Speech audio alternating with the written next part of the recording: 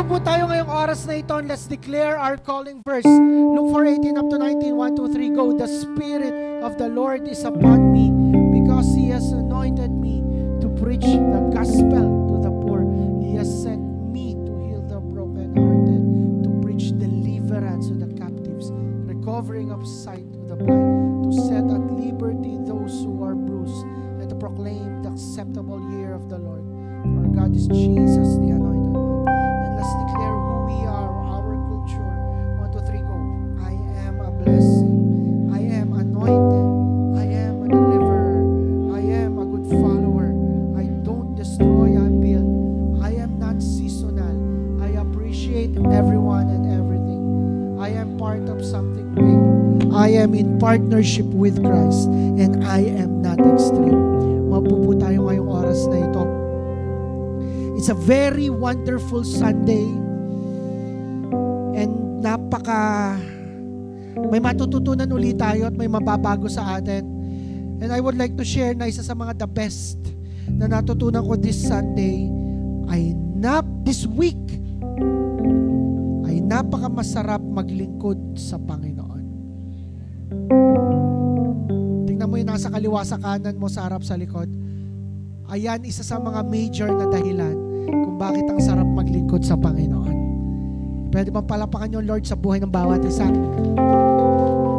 And could you tell the person beside you, appreciate mo yan, purihin mo yan, sabihin mo, ang ganda mo, ang pogi mo, ang ganda ng buhok mo, ang ganda ng suot mo. Come on, just appreciate everyone. Meron pa po tayong mga bakanting upuan sa unahan. Thank you. Ang ganda po ng asawa ko. Ina-appreciate daw dapat ang asawa. Tama po ba? Tama, Pastor Romy. Dapat na-appreciate lagi ang asawa. Okay. Natutunan ko po yung kay Pastor Romy. At may mga pinapayo po ako sa mga tao dito, mga member natin sa church. Sikreto po ng isang masayang mag-asawa. Sa mga balak mag-asawa, may sikreto po ako. Ibubunyag ko po ngayon. Jello, ready ka na ba? 5 salita po yon. Ano nga yung 5 salitang yon? Sorry, tama ka, mali ako. Yun lang yon. Wala nang iba. Okay. Sino pong handa na muli sa salita ng Diyos? Yes. So, welcome po. Sino po first time sa kauna-una pagkakataon nakarating sa ating napaka-blessed na church? Pwede po bang tumayo po yung mga first time? Come on. Yes, palakpakan naman po natin. All the way from J1 Ruwais po sila. Yeah, welcome na welcome po kayo dito. Pwede bang yung mga katabi kamayan nyo, i-hi nyo po sila, i-welcome nyo po sila. Yes po, welcome po. Welcome po sa Jesus the Anointed One Church. Sa mga nanonood online, ako po si Reverend Finney Plata. Ako po ang senior pastor sa ating J1 Church dito. We don't talk about religion. Kasi sasabi ng religion, kami lang ang tama. Kami lang ang ligtas. Kayo hindi. But we're talking about a relationship with Jesus Christ. Isang masayang relasyon sa pamamagitan ng paghahayag ng salita ng Diyos ng Biblia. Ito po ang totoo. Simula first page hanggang last page, wala pong iba tayong pinaghahawakan kundi ang salita ng Diyos. At sa loob po ng 5 linggo, ikailang linggo na natin, week 5, ika-5 week na po natin, pinag-uusapan po natin yung 7 churches sa Book of Revelation. Sa mga hindi po nakakalam, ang Book of Revelation, pinag-uusapan po nito yung end times, mga huling araw. So it is a reminder sa atin ng Lord na sa mga huling araw, may araw-araw binabago sa atin. Sabihin nyo nga, araw-araw binabago. Yan ba katabi mo yung maraming nabago na dyan? Amen. Mas naging maporma, nagka-jowa po yung katabi ko. Yan. Single pa rin po, nabago na po. So, this is our pang-5 church. Recap lang po, first week, nagbigay po ang letter si Jesus sa pamamagitan ni Apostle John sa church ng Ephesus. At niremind po nila tayo at ang church ng Ephesus na maganda ginagawa ng church pero hindi si Jesus ang first love. So, dapat si Jesus ang ating first love. Baguhin natin ating puso. Pangalawa, niremind niya ang church ng Smyrna na dapat hindi tayo We are rich. Sabihin mo nga, i-declare mo sarili mo, I am rich. Na hindi tayo kawawa, alisin ang poverty mentality, at tayo ay mayaman sa presensya ng Panginoon. And last 2 weeks, the third week, pinag-usapan natin ay Church ng Pergamum, all about our tongue, mga kasalanan natin sa dila. And last week, we talk about Thyatira, the church, remind tayo, the spirit of Jezebel, about our pagsamba sa Diyos-Diyosan, pagsamba sa sarili, at sa mga sexual sin. And I pray ang Holy Spirit ang mangusap sa bawat isa na kayo mismo ang magbasa ng Bible sa Book of Revelations. Na ang Diyos mismo ang magbabago sa atin na sa pamamagitan ng kapangyarihan na banal na Espiritu magagampanan natin ito. Nandito na po tayo sa 5 linggo. Pero pa po tayong 7 linggo, nasa 5 na po tayo. At ang ating pong church ngayon ay letter nun sa Church of Sardis. Sardis, wake up. Wake up. Open our Bible sa Revelation 3. Revelation 3 sa inyong mga physical Bibles, JM, yun, Gloria, may dalang Bible. Praise God. Amen. Revelations 3. Simula po natin sa verse 1. Okay. Basahin po natin. Write this letter to the angel of the church in Sardis. This is the message from the one who has the sevenfold Spirit of God and the 7 stars. Yung pong sevenfold Spirit of God, that is the Holy Spirit.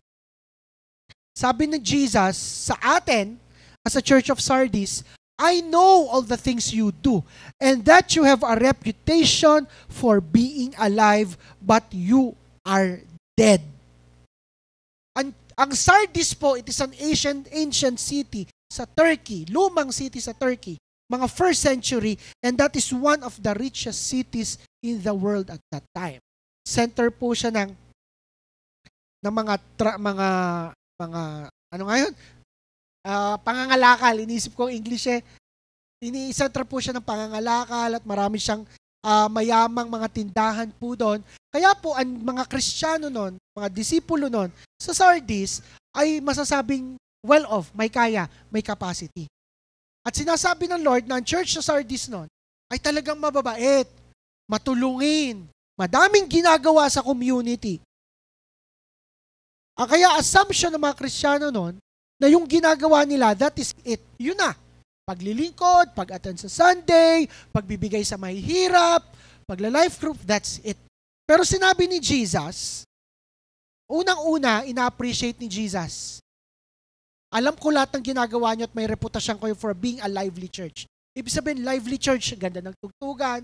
Siguro kung nasa Sardis tayo ay magandang lights, may LED wall, tas ang pastor igaling sa taas, merong wire, bababa. So talagang live na live. Siguro may paraffle pagkatapos ang bawat church doon sa Sardis. Pero sinabi ni Jesus, alam ko may reputasyon kayo ng pagiging buhay. Pero patay kayo. You are dead. Tingnan mo katabi mo, mukha ba yung zombie? Hindi po. Verse 2. Sabi ni Jesus, wake up! Pwede bang gisingin mo katabi mo? Sabi mo, gising! Wake up! Strengthen what little remains. Strengthen from what little... Ay, nabasa ang Bible ko. Strengthen from what little remains. For even what is left is almost dead. I find that your actions do not meet the requirements of my God. Parang pinakita doon ni Jesus, buhay ka, pero patay ka sa loob. Yung ginagawa mo ay hindi makuha yung requirements. May ginagawa ka, pero hindi mo na-meet yung requirements. Yung standard. Verse 3, itong pinagagawa ni Jesus. Go back to what you heard and believed at first. Ibig sabihin, balik sa dati.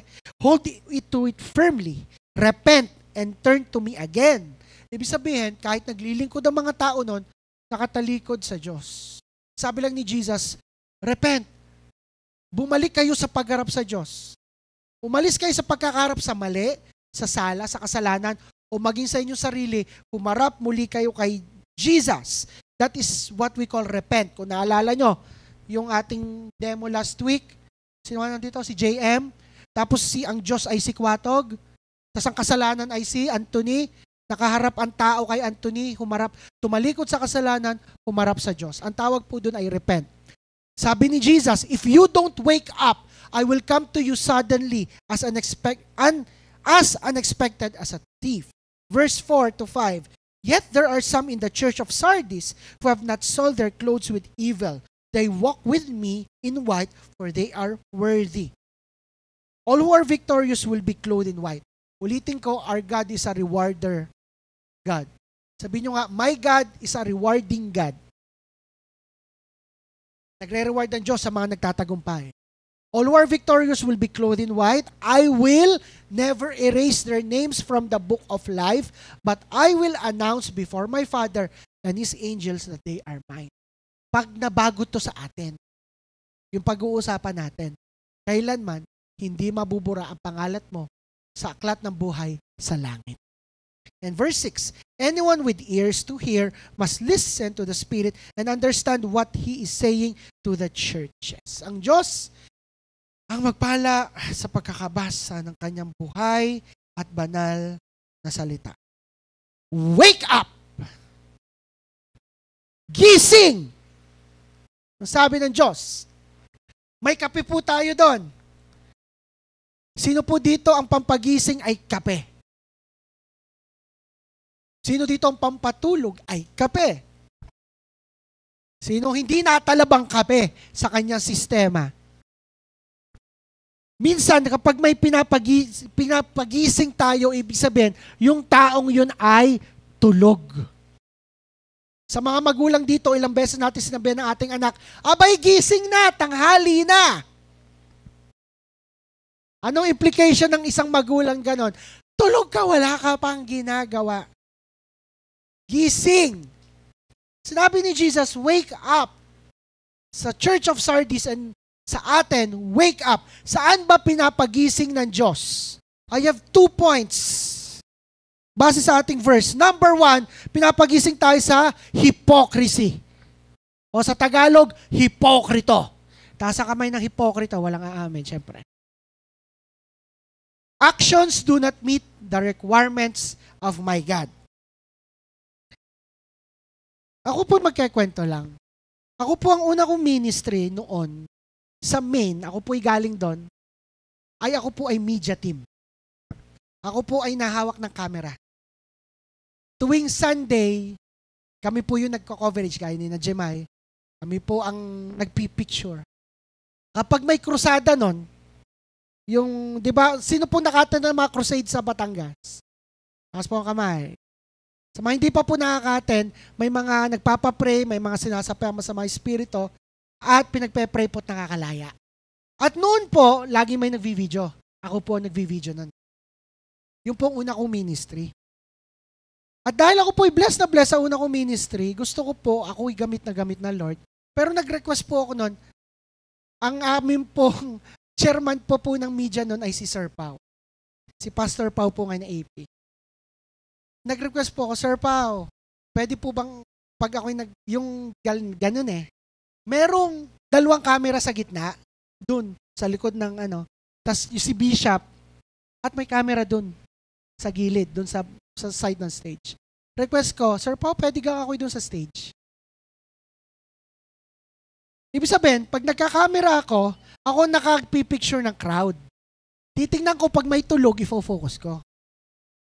Pag may nagkikwentuhan, titingnan. Pero kapag yung may amen, yun ang fino-focus ko. Kapag may umiyak, yun ang fino-focus ko. Pero mainly, tuwan-tuwa po sa akin ang mga, nun, sabi, wow, kakabless naman ang anak ni Brother Aman at ni Sister Medi, nagagamit ng Lord.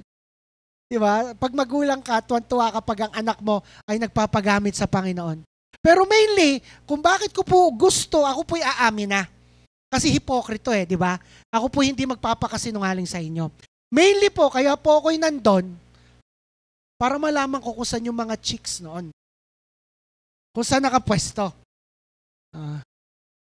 Biyaya po, hindi po naman ng mga lalaki dito, mga youth dito. Tama, Jello. Turn it up. Yeah. Planet, Shaker's Planet. Pangalawa, pag ako po'y nasa stage, kita ako ng tao. Ibig sabihin, si Bishop, ang nakikita, pangalawa ako. So ako ay next to Bishop. Kaya gusto ko magpagamit nun, para kita ko ng mga tao. Pag may crush ako nun, kita ko, hello, ako nga pala yung nagka-camera. Yeah. Kapag may krusada, kasi po, pag may krusada, nagka-camera ka, di yung screen, may hawak ng mic, si Bishop, kita din yung nagka-camera. So kapag ako'y nagka-camera, hindi ganun. Halimbawa, may sinasapian, kunwari nga may sinasapian, watog, joke lang. Ayan. May sinasapian, gusto ko, kita din ako dun. Pag ako'y nagka-camera, gusto ko, kita din ako ng ibang tao. So, nakita ko, kaya ako, napalipat ako sa youth ministry nun. Napalipat ako sa youth ministry, nawala na po ako sa media, na-promote po ako. Naging pastor po ako nun sa youth. Pastor nga ako nun, ano? Pastor po ako nun sa youth. And then, biyaya po ng Lord, ako po ay nagpipreach na po nun sa youth, at biyaya po ng Lord, nandun yung anointing. Sinabing anointing, nagbabago ng buhay ng tao. Kaso po, marami pagkakataon, nagagalit ako sa sarili ko. Pag nakita kong mag-preach ako, tapos yung mga tao hindi naiyak pagkatapos. Nagagalit ako. O kaya na-feel ko parang ang yabang ko or nahihit yung pride ko. Pagkatapos po ng preaching, walang lumapit sa akin at magpapapray sa akin. Ang taas ng pride ko doon. Pero pagkausap sila, huy, kamusta ka, Utoy, ining? Ganun, nakakabless. Pastor, nakakabless ang teaching mo ay biyaya ng Lord. Come on, ipagpe-pray kita. Mga ganun. Pero deep inside, ginagawa ko yun, nagkakamera ako, naging youth leader ako, nag-aalaga ako ng mga kabataan for personal gain. Ang tawag po doon ay hipokrito. Sabihin nyo nga po, hipokrito. Narinig nyo na po ba ang salitang yan? Hipokrito. Sa mga medyo young. Madalang nyo marinig na yung salitang yan. Hipokrito. Hypocrite. The word hypocrite, ano ba ibig sabihin hypocrite? Yung pinapakita mo sa iba na tunay ka. Sa tingin ng ibang tao, ikaw ay ganito, ganyan. Sa tingin ng ibang tao, ikaw ay mabuti, maliwanag, mabait, tunay. Pero totoo, nagpapanggap lang. Sino po dito nagpapanggap lang? Mga amin ano po? Sino po dito nagpapanggap lang na kayo? Jello. Alam nyo po, ang tawag doon sa iba yung nakikita, sa English we call that a facade. Para may maskara ka. Iba nakikita ng tao pero deep inside, iba ka. Ang tawag po doon ay hipokrito. Sabi nyo nga po, hipokrito. Anong pagbabasahin po natin ng Bible, si Jesus ay sinasabi ang salitang hipokrito sa mga taong ito. Usually sinasabi niya the word hypocrite sa mga Pariseo, mga Pharisees, mga Sadducees. Sa mga hindi po nakakalam, ang mga Pariseo ay mga religious leader noon. Sila po yung nagpapako kay Jesus. Sila yung mga religious leader na sobrang ina-uphold, tinutupad, inanyo niya sa mga tao na sundin itong batas ni Moses. Pero sila mismo hindi nila ginagawa kapag walang nakakakita. Kaya sinabi ni Jesus sa mga Pariseo, kayo ay mga hypocrites. Open po natin ang ating Bible sa Matthew 23, verse 25. Sabi po doon, next po, woe to you, scribes and Pharisees, hypocrites. Again, sinabi ni Jesus na woe, parang kawawa ka. Parang ano ba yung ginagawa mong yan? Parang karimarimarim ka. That's the word woe. Woe to you, scribes and Pharisees, hypocrites. Ano bang ginagawa nila? For you cleanse the outside of the cup and dish, but inside they are full of extortion and self-indulgence. Nililinis. Blind Pharisee, first cleanse the inside of the cup and dish, that the outside of them may be clean also. Ito po ang mga ginagawa mga Pariseo noon. Pag may lalapit sa kanilang tao, magbibigay ng offering, magpapatay ng tupa, tapos iinom. Bibigyan ng inom ang ginagawa nila sa mga bisita. Baso, magbibigay ng baso. Magbibigay ng plato, pakain. Yung baso lalo na, malinis ang harap. Yung baso po kasi nun gold. O kaya yung mga silver. So hindi siya transparent yung gaya ng mga ganto. So malinis ang harap pero sa tunay, yung harap, yung labas lang ang malinis, yung loob madumi pa rin. Ibig sabihin, pinapainom nila ang mga tao sa isang baso na madumi ang loob. Nakaranas na po ba kayong kumain sa isang fast food, pagkita nyo dun sa baso ng Coke may sebo? Di kayo nakakadiri po. Ganon ang ginagawa ng mga Pariseo. Magpapakita ng kunwari malinis na plato. Kasi pag sinabing dish nun, bowl. So labas malinis, pero yung loob madumi. Anong sinasabi ni Jesus? Ganyan kayong mga Pariseo, pinapakita nyo lang yung panlabas na kunwari mabait, maayos, kagalang-galang, pero sa loob sobrang nakakarimarim. Sobrang sama ng iyong inside. Kaya ano sinabi ni Jesus next po? Wake up. This is the first reminder. Bago dumating ang Diyos na pinagagawa sa atin, wake up, be a true disciple. True, tunay, isang tunay na disipulo. God is reminding us, maging tunay tayong disipulo. Hindi lang palabas, hindi lang pakitang tao, hindi lang pinapakita sa ibang tao, hindi lang nakapost sa Facebook na ikaw ay nasa church, kundi deep inside, tunay kang disipulo. Amen po ba? Tunay sa salita ng Diyos. Palakpakan mo si Jesus, come on. Ibig sabihin, tunay ka sa sarili mo at tunay ka dito sa salita ng Diyos. Ngayon sa Pilipinas, ang dami mo nang makikita sa TikTok, sa social media, sa YouTube na tungkol sa Biblia. Kung ano-ano na. Kung ano-ano na sinasabi tungkol sa Biblia. Pangalawa, marami ng religious groups na ina-alter ang Biblia tungkol sa deity ni Jesus, na si Jesus ay hindi Diyos, tao lang, na ang Diyos ay ganito, ang Diyos ay ganyan, ang relihiyon lang namin ang ligtas. Kaya po, makinig muna po kayo sa akin, kaya po, minsan, mag-i-invite ka dito sa church, hindi nasasama. Kasi ang sasabihin nila, narinig ko na yan, nakita ko na yan, alam ko na yan. Nalilito na ang tao, malalo na mga Pilipino, sa dami ng relihiyon, sa dami ng simbahan, sa dami na dyan ng tuklong, sa dami na dyan ng simbahan na matutuwid ang nakatilos, ang mga bubong hindi na alam ng tao ang tunay. Naiintindihan niyo po ba ako? Nalilito na mga tao sa tunay na salita, sa tunay na sa Biblia. Pero sabihin ko sa inyo, ang the best para makita ng ibang tao kung ano ang tunay na salita ng Diyos, itanong niyo po sa akin kung ano. Kapag nakita muna sa iyo na ikaw ay tunay na disipulo. Pag nakita sa iyo na ikaw ay tunay na disipulo, tunay ka sa salita ng Diyos, tunay ka dito, ang tao ay kusang susunod kay Jesus kasi naging reflection ka ng banal na Espiritu. Palakpakan mo muli siya. Be true to what the Word is saying. Maging totoo tayo dito, guys. Sinasa puso. Sabi nga sa Bible, isuot mo na parang kwintas. Hindi mo inaalis sa pagkatao mo. Sinusunod natin ang salita ng Diyos. Kasi, ito nga example lang. Alam ng mga I was training. Dati po, a few years ago, hindi pa po ako pastor. Ako po ay nagte-training bilang isang uri ng instrumentation engineer. Pero alam ng mga tao na ako ay Kristiyano, ako ay born again. Alam ng mga tao yun, mga kaklasiko.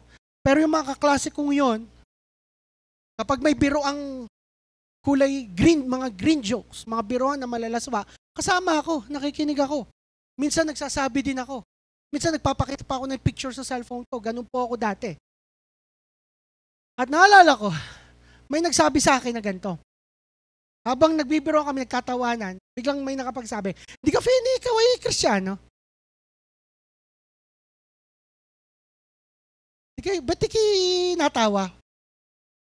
Alam mo yung parang may galing langit na gumanon sa akin. Oo nga, no? Kristiyano nga pala ako. Naka-front na Kristyano ako. Pero ang bastos ko manalita. Hipokrito ako. Iba nakikita. Hindi ako tunay sa sinasabi ng Biblia na panatilihin ang kabanalan. Paano ko sila na-win? Wala akong, di ko na-win sila. Di ko na alam kung asan sila. Naging hipokrito ako. And I'm telling you guys, nasabi ko sa inyo, naranasan ko yon, sana hindi natin maranasan. Na we should not be hypocrites. Na kung ano yung sinasabi ng Biblia, yun dapat tayo. Tunay na disipulo. Ang tao na punta dito, gusto makilala si Jesus. Amen. Hindi pumunta ang tao dito kung may in-invite ka, kung may ini-invite ka, pupunta yun dito para makilala ang Diyos, hindi para makilala ka. At ang bawat tao, sabi nga, ang isang church ay isang ospital na mga may sakit. Pumunta mga tao dito para gumaling sa kasalanan, sa kalungkutan, sa pagkalayo sa Diyos. They are spiritually dead. Ang church is not a museum for the holy, but this is a hospital for the sinners. Right? Pero hindi ito hospital na ikukulong natin ang kalahating taon sa ICU yung taong iyon. Hindi natin hahayaang manatiling may sakit yung taong iyon. Anong gang objective ng hospital? Di kayo pagalingin ng tao? Di ka, tama po ba? Hindi objective ng hospital ay, ewan ko baka ibang hospital, yung manatili doon na 1 taon para mataas ang bill. Wala naman sanang ganon. Pero objective ng hospital, pagalingin ng tao. Ganon din tayo. Ang objective natin ay kapag may dumating dito, makakilala sa Panginoon at gumaling sa kung anumang spiritual na sakit karamdaman nila. And mangyayari yon if we are being true sa salita ng Diyos. At wala naman po sana, at wala dito na ine-enjoy ang hospital. Sino po ditong na-enjoy na siya na-confine? Sino po ditong na-hospital na na-confine na taas ang kamay? Tapos po, let's be honest, yan. Sino po ditong hindi pa na-hospital? Yun, praise God. Sino po ditong walang balak ma-hospital? Sino dito hindi nataas ang kamay kasi hindi alam kung ano ang hospital? Pero alam nyo, may mga pagkakataon na enjoy ang hospital. Parang preso, kulungan. Ako po, na-enjoy ko dati ang hospital eh. Ay, baka ako lang. Tanda ko nung first year anniversary namin mag-jowa pa nun. Supposed to be kami ay lalabas. Saan pa tayo nung Patagaytay ata kami nun. Pero ako po'y na-dengue. So ako po'y na-confine. Galing po Lukban, nagbiyahe si Rocky nun. Dinalaw po ako sa hospital. Na-enjoy ko ang hospital. Kasi sa hospital may bebe time. Habang naka-aircon ka pa. Tumaas na ang platelet ko nun, ayaw ko pang lumabas sa hospital. Na-enjoy ko hospital. Sana walang Kristiyano na i-enjoy yung pagiging hipokrito na mananatili ako may sakit para ako'y ganito, ganyan. At alam nyo ba, merong mga preso na sadyang pag nakalabas sila ay mag-hold the police sila para pag nahuli ng police, bumalik sa kulungan. Naniniwala po ba kayo may ganong preso? Bakit? Kasi masaya sa kulungan. May pagkain, nandun ang barkada. Pag sa labas, magtatrabaho ka. Ganto, ganyan. Sa loob ng kulungan, nandun ang sinasabi nilang buhay. Hindi dapat i-enjoy ng isang Kristiyano pagiging may sakit na habang buhay. Spiritually, clinically, may sakit. Dapat maging tunay tayo sa salita ng Diyos. Walang Kristiyano na perfect na tunay na. Lahat tayo ay proseso. Magagalitin pa rin tayo. Nasigaw pa rin tayo. Nagagalit pa rin tayo pag nagdadrive tayo tapos may biglang kumat sa harap natin. Nagagalit pa rin tayo pag ang ating order ay katagal na. Tao tayo. Pero Kristiyano tayo. Disipulo tayo. And if we are gonna be true dito sa salita ng Diyos, aba, may pangako ang Diyos na reward. You will be clothed in white and hindi mabubura ang pangalan mo sa aklat ng buhay sa langit. Kaya sabihin mo sa katabi mo, gising! Huwag ka nang maging hipokrito. Let's practice. Okay lang ba? Hindi lang kayo nakikinig sa akin, practice natin. Tingnan mo yung katabi mo. Sabihin mo kung ano gusto sabihin mo dyan. Uy, alam mo, ang dami mong tagihawat ngayon. Hindi maging tunay salita ng Diyos. Ibig sabihin mabait ka. Sabi mo, alam mo, ang ganda mo, ang bait mo. Yan. Pangalawa, dalawa po ito. Pangalawa, saan tayo pinapagising ng Diyos? Being fake. Ba't ang daming nakarelate? Anong other term sa pagiging fake? Plastic. Orokan. Sabi doon sa verse 3, go back with what you heard and believe at first. Ibig sabihin, siguro yung mga nasa Sardis, iba na ang ginagawa. Ginagawa sa simula yon, pero iba na ang ginagawa. Ibig sabihin, nagiging plastic na. Okay lang po ba kayo? Okay lang po kayo? Sinabi ni Jesus, verse 27 ng Matthew 23, woe to you, scribes and Pharisees, you hypocrites! For you are like whitewashed tombs, which indeed appear beautiful outwardly. Sabi ng atin, tombs. Libingan. But inside are full of dead men's bones and all uncleanliness. Verse 28, even so you are outwardly appear righteous to men, but inside you are full of hypocrisy and lawlessness. Kapag po may namatay, ililibing, after ilang days, lalagyan po siya ng nicho. Nakasulat po ang pangalan doon. At lalagyan ng bulaklak, titirikan ng kandila.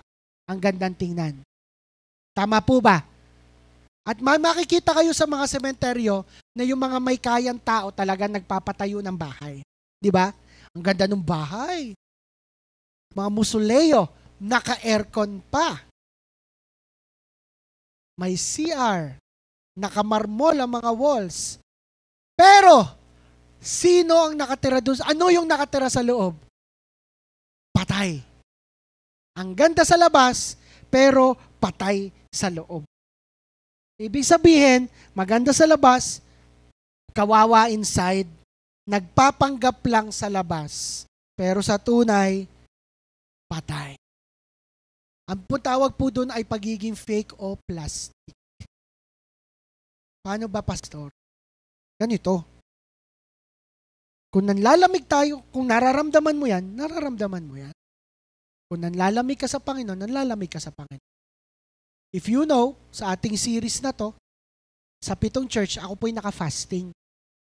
Pero I'm telling you, this week, ito po yung pinakamahirap na fasting na naranasan ko. Hindi ka man nakalimutan. Nakamiss ako ng isa, kaya mag-extend ako ng isa. Araw. Nagfa-fasting po ako at patay ako. At isang gabi, isang umaga, nagpe-pray ako, Lord, yung usual prayer, Lord, salamat po sa kabutihan mo, yung mga prayer points ko, binabanggit ko, Lord, salamat po, kailangan ko po ito, bigyan niyo po akong ganito. And then tumigil ako.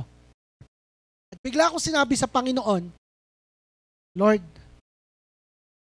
nagpe-pray ako pero sa tunay, di ko ramdam. Okay, nagpe-pray ako ay parang di magaling sa puso. Tumigil lang ako. Sinabi ko sa Panginoon, Lord, nagkaroon ako ng fatigue o pagod ngayong fasting ko. And then, nung sinabi ko yun sa Lord, bumalik ako kung bakit ako nagfa-fasting. Bumalik ako sa salita ng Diyos. And then, hinanap ko uli siya. Ano po ibig sabihin nun? Nandito ka sa church. Hindi mo kailangan maging perfecto para nandito ka, para manatili ka dito. May problema ka sa bahay, pumunta ka pa rin sa church. Pwede kang umiti sa life group leader mo. Pero aminin mo may problema ka sa bahay. Aminin mo may pinagdadaanan ka. You don't have to be a plastic na hindi ka totoo sa sarili mo. May problema po kami finances, be honest. Be honest to the person, sa mga taong kasama mo dito.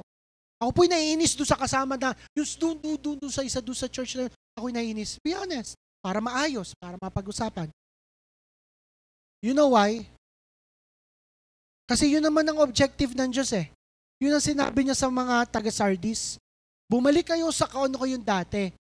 Ano nga yung ating unang church, Ephesus? Ano nga ni-remind ng church sa Ephesus? First, love. Bumalik sa pagmamahalan. And God is telling us, makinig. And God is telling us, kanina, doon sa hypocrisy, marami ng church na hindi tunay, hindi true, kung ano na sinasabi. At lalapit ang tao kapag tunay tayo. Ano pa kaya pag ang tao ay nakita na ikaw ay authentic? Ang hinahanap ngayon ng tao ay authentic na church. Yung pagpupunta ang tao sa church na yon, kakausapin ng unbeliever na yon, yung Kristiyanong yon, authentic. Tao sa puso, hindi plastic. Amen po ba? Nakakita na, umorder na ba kayo? Nang pagtingin nyo sa menu, wow, ang sarap nitong burger na ito. Bagong menu ng Jollibee. Ganon. Wow, ang sarap ng sundae, yung bagong flavor. Yung ang sundae iawas dun sa cup, pero pagbigay sa'yo, kakalahati. Ay, wala naman, hindi naman ito yung nasa picture eh. Naranasan nyo po bang umorder ng ganon? O kaya umorder kayo ng spaghetti o kaya kung ano man pagkain. Oh, ang ganda sa picture. Pagdating sa iyo, ay ano gaare. Or umorder ka sa Shopee. Ang ganda ng picture sa Shopee. Parang yung pampapayat sa mga lalaki, yung sando na nawawala ang iyong tabs, nagiging abs. May ganun po eh. Tapos pagdating mo, parang ano, naging duster. Alam mo yon? Ay, ano bigla dumating. Parang disappointed ka kasi anong meron sa parcel? Fake. Oh, ito ha, yung may nakachat ka, ang ganda ng sinesend sa'yo na picture. Tapos nakipag-meet up ka. Aray ko. Ang na-expect mo kamukha ni Daniel Padilla. Yung pala mas pogi, kamukha ni Angelo Toriol.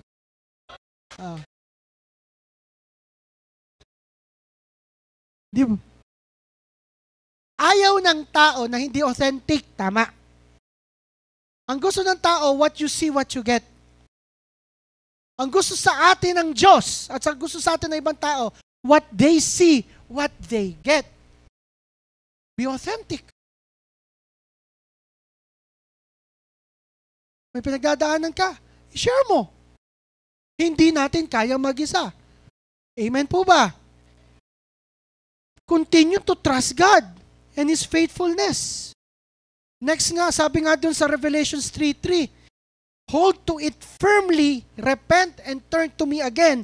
Kaya next uli, wake up, be authentic. Maging tunay tayo sa pakikipagrelasyon sa Diyos at pakikipagrelasyon sa kapwa. Umay na po ang tao sa mga fake, mga peking parcel, sa mga plastic.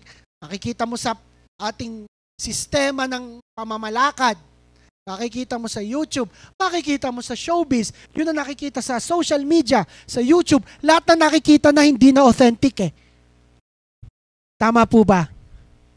Nandyan pa po ba kayo? Kaya ang tao kusang lalapit sa authentic. At sana, hindi yun tunay, hindi talaga yun makikita sa labas. Hindi yun makikita sa gobyerno. Hindi yun makikita sa kung kani-kanino man. Hindi makikita sa iyong kumpare-kumare. Makikita mo sana yon dito sa ating simbahan. Let us be authentic and be honest. First, maging authentic tayo sa Diyos. Kung may problema ka, mag-rant ka. Sabihin mo sa Panginoon, but still trust His faithfulness. Sa kapwa natin, be authentic. Sabihin mo kung may putok yan, sabihin mo. At least mahal mo yan. Amen po ba? Kasi I believe we are in the end times. Alam nyo ba? Ano mababasa mo dito? Sa Matthew, sa 1 Thessalonians, sa Book of Daniel, sa Revelation. Alam mo, parang babasahin mo dito, titingin ka sa TV o sa YouTube, parang sinasadula. Yung nangyayari ng babaha sa mga huling araw, makikita mo. Ang ugali ng mga tao ay magiging sobrang makasarili, mahalaman sarili, papanoorin mo sa TV yun na. Parang nasa huling araw na tayo. We are in the 11:59 bago dumating si Jesus. At anong ginagawa natin? Sorry ha. I have this zeal. I have this urge na marami pang tao maligtas. And I believe, being true and authentic, that is the best way para marami pang tao makarating sa langit. Kasi basahin mo, sabi sa huling araw, ang mga maraming Kristiyano ang ipapatayin. Basahin mo, maraming sa Syria may pamilya ng pastor pinatay. Recently lang. Ang buwan ay magiging pula. Kumuha ka ng telescope, i-zoom in mo ang buwan, hindi na kulay white or kulay silver, kalawang na, kulay red na. So literally, sinasadula na nangyayari sa Biblia at malapit na siyang dumating. Kaya I urge you, sa mga reminders sa atin ng Lord, pwede pa tayong mabago. Palakpakan po natin si Lord. Hulban, please, hulban. But the best thing is, I would declare, nandyan po ba kayo? I would declare something. Isaiah 2. Ito ay about last days. Isaiah 2 verse 2. Sabi dito, in the last days, the mountain of the Lord's house will be the highest of all, the most important place on earth. Sa mga huling araw daw, ang bahay ng Diyos, sa bundok, ito magiging pinaka-importanteng lugar sa buong mundo. It means, sa mga huling araw, ang mga simbahan ay dadagsain. I believe ang J1 Ruwais dadagsain yan. Kasi nasa huling araw. Kasi ang tao, naghahanap ng tunay. Naghahanap ng totoo. Naghahanap ng true. Naghahanap ng authentic. At I believe, ang church ang magbibigay nun. At sa church lang makikita yon. Mga tunay na tao, tunay sa salita ng Diyos, totoo sa sarili. Kaya ang tao kusang lalapit sa simbahan. It will be raised above the other hills and people from all over the world will stream there to worship. Maraming tao ang pupunta at sasamba. Naka-live stream pa daw. Verse 3. People from many nations will come and say, marami mag-invite. Come! Tayo sa church. Let's go up to the mountain of the Lord, to the house of Jacob's God. Marami nag-invite ngayon. Pumunta ka sa church, sumama ka sa akin dito sa church, dali, sama ka. Pero marami rin magre-reject sa iya. Pero marami nag-i-invite. There He will teach us His ways and we will walk in His paths. For the Lord's teaching, listen to this, for the Lord's teaching will go out from Zion. His word will go out from Jerusalem. Galing sa Israel, sa Mount Zion, Jerusalem, nalabas ang salita ng Diyos. Nangyari na yon. Kalat na sa buong mundo salita ng Diyos, nangyayari na. Pumunta ka sa social media, pumunta ka sa lahat ng platforms, may nagpipreach. Ibig sabihin, nangyayari na. Sabi ko sa inyo, kung magbabasa kayo ng Biblia, tumingin kayo sa TV, sa balita, parang sinasadula. Kasi nga malapit nang dumating ang Panginoon.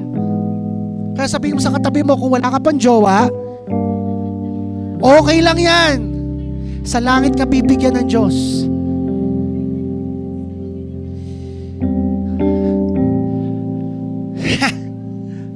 Pero pag pastor, may jowa na ako eh.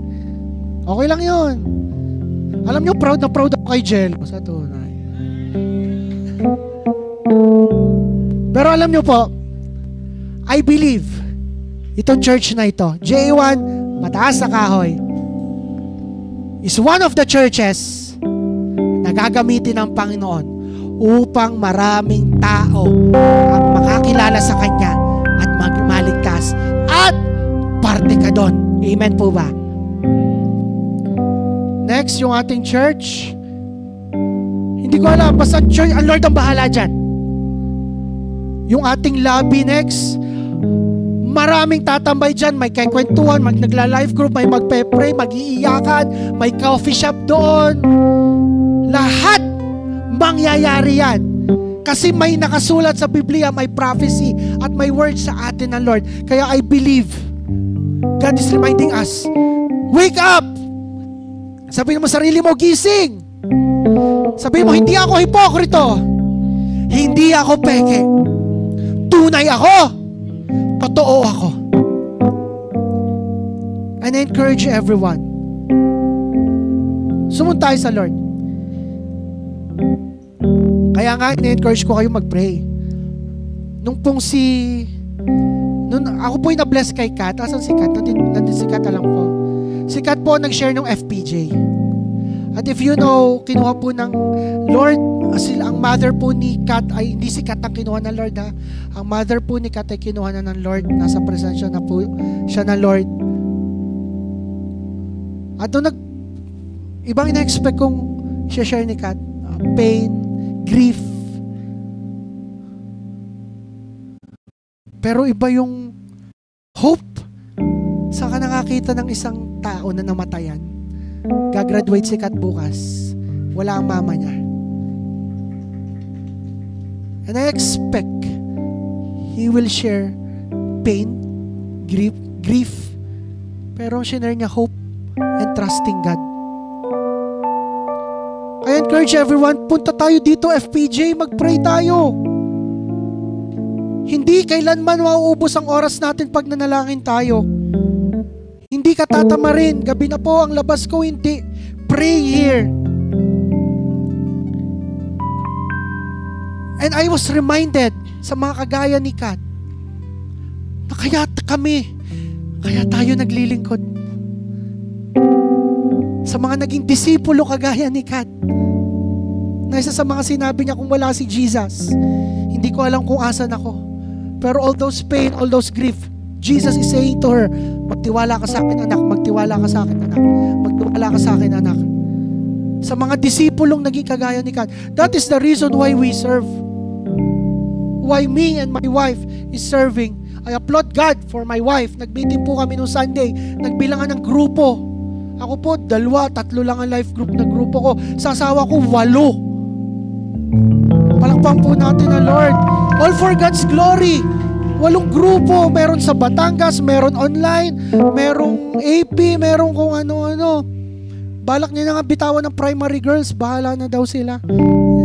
Biro lang. Kailanman, hindi niya bibitawan si Roslyn. And it's a privilege to serve. And for me, ang sarap makita ng mga kasama mo sa simbahan. I hope you get it. Ang sarap makita mga kasama mo sa simbahan naglilingkod sa Panginoon.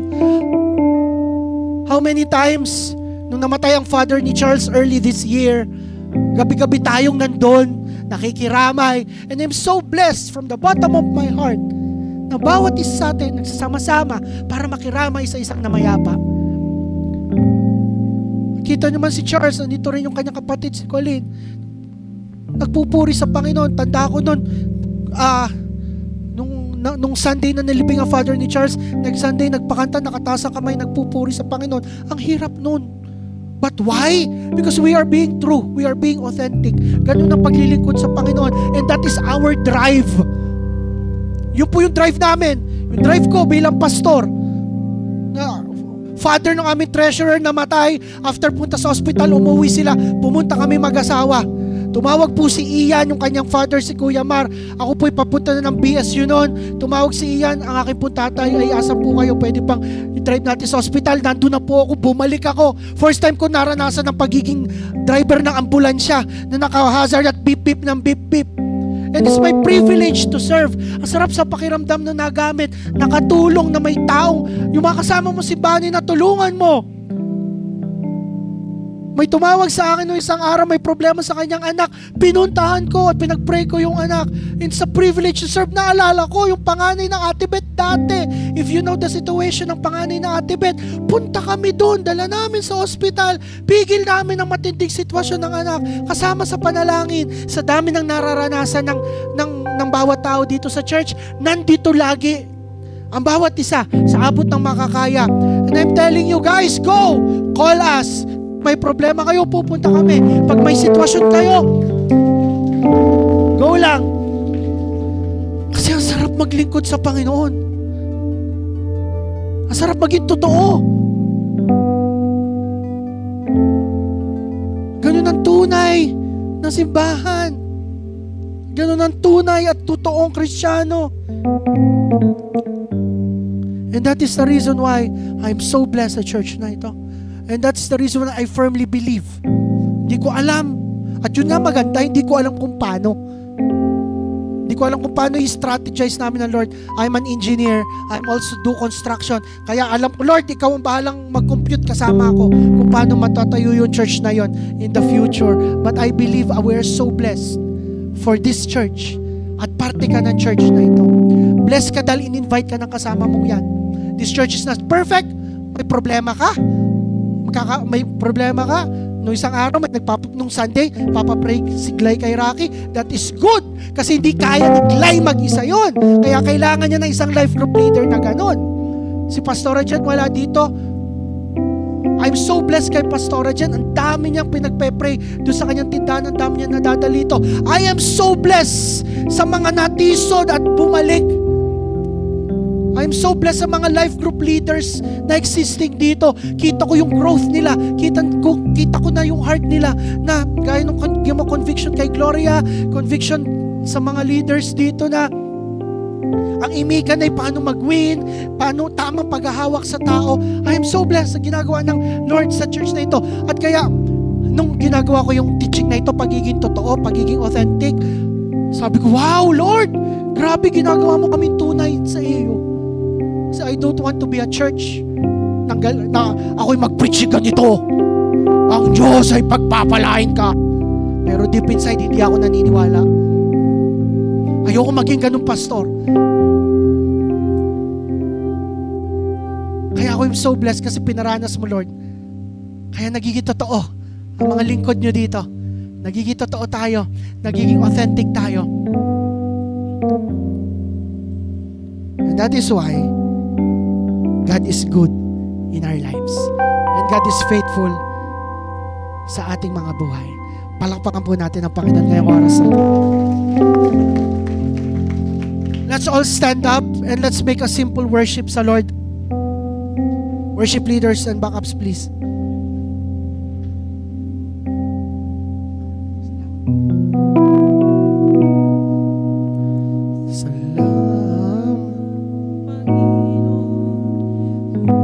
Alam mo ako,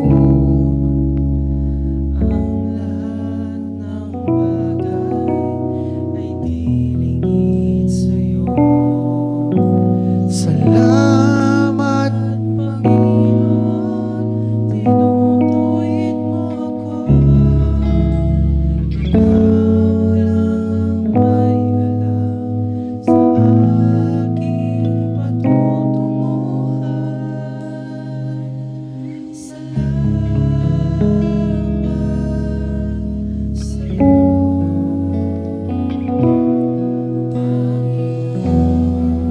Come on, make this our prayer. Parang kinakausap natin ang Panginoon. Puso ko'y iyong sinisiyasan. Buhay ko'y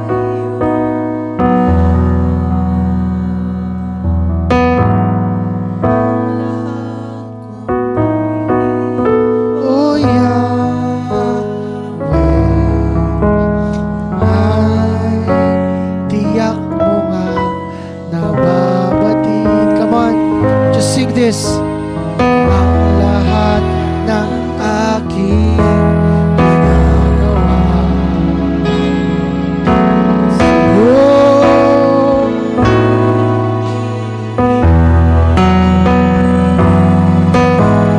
Ang lahat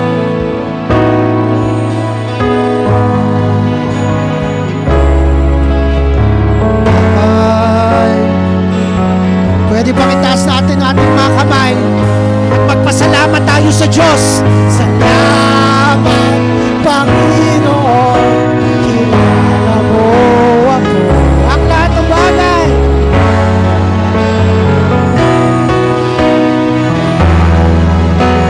Oh, salamat, Panginoon.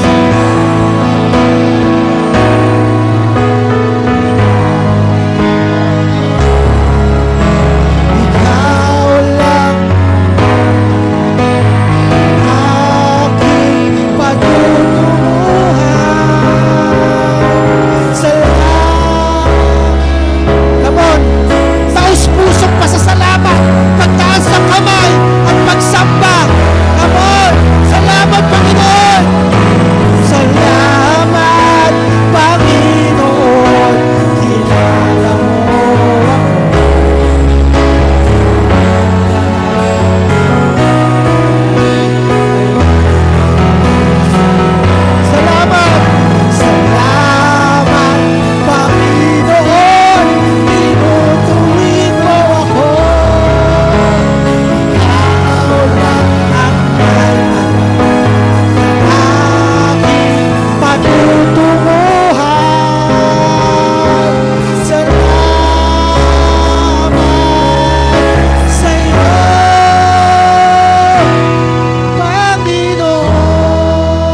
let's sing. Salamat. Salamat, Panginoon, kilala mo ako. Ang lahat ng bagay. Come on, magbigay ka ng papurit pa sa salamat. Salamat, Panginoon, tinutuwid mo ako.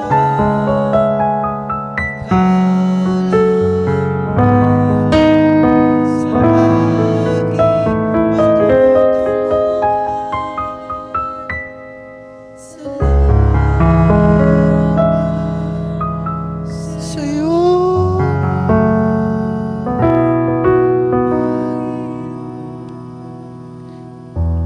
Habang nagpapasalamat ka, let me pray for you, Lord.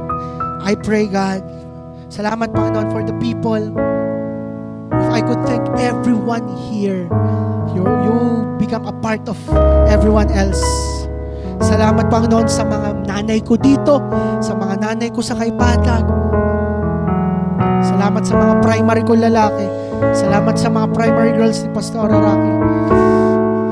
Salamat sa bawat isang nandito. God, salamat po, Panginoon, sa mga makasait. Salamat sa bawat isa dito. Lord, salamat kay Clinton. Salamat kay Danny. Salamat sa bawat isa dito. I just want to thank you, God, for the people here. And I pray blessings upon blessings. Like you declared, that we will be clothed in white. The purity of your heart will be ours. And I pray and I declare in the mighty name of Jesus and by the power of the Holy Spirit na in these last days, financial breakthrough will come. And every breakthrough will come para sa katuparan ng maraming tao nakakilala sa iyo. And I declare, kailanman hindi mabubura ang pangalan namin sa aklat ng buhay sa langit. And I pray, God, bigyan mo kami ng biyaya para maging totoo dito sa salita mo. Maging totoo kami sa sinasabi nito. And tulungan nyo kami maging authentic, maging tunay. Hindi kami plastic sa ibang tao. Thank you, God. I thank everyone here, sa mga nagtatrabaho sa pamilya ni Pastor Romy, sa mga katrabaho ni Ate Beth at sa mga Ate Beth, sa mag-asawa ni na Mary Chris, sa mga magkakapatid na Gonzales, sa mga taga-Siko, Mama Belen, sa mga relasyon ko kay Tita Esil. And I thank God for everyone here na hindi ko mabanggit. I appreciate you, God, sa buhay ng bawat isa dito. And help me more maging tunay. Maging tunay pa ako na pastor, maging tunay na kaibigan, maging tunay mo lingkod.